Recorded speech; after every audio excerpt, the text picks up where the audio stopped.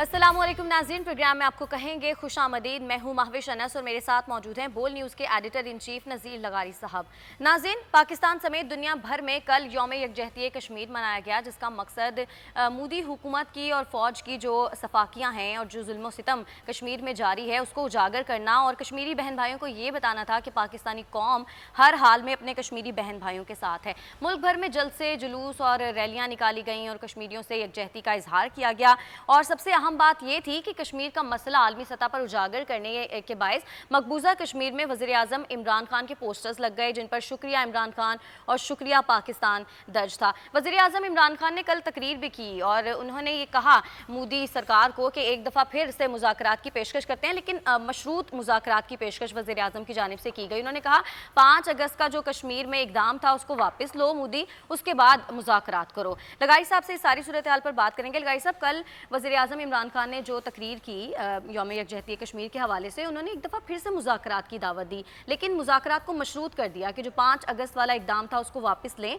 तो फिर मुज़ाकरात हो सकते हैं। आपको क्या लगता है, ये पेशकश कबूल करेगा भारत और ये पेशकश करनी चाहिए थी क्या वज़ीर आज़म को? वज़ीर आज़म को क्या करना चाहिए था या ना क्या नहीं करना चाहिए थे वो तो खुद जानते हैं।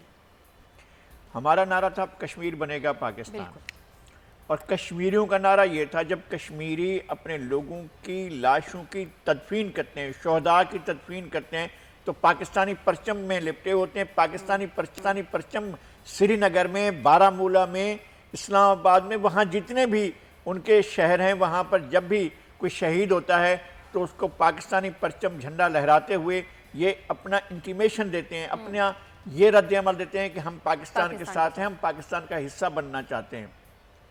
तो एक और ऑप्शन वज़ीर आज़म ने दे दी है। मुझे नहीं समझ में आता है कि ये पाकिस्तान की पॉलिसी है, फॉरेन पॉलिसी का हिस्सा है, पाकिस्तान की अपनी कौमी पॉलिसी का हिस्सा है। ये क्या उन लोगों को आप एक और रास्ता दिखाने के लिए अज़ खुद अपनी तरफ से आप इंटीमेट कर रहे हैं उनको?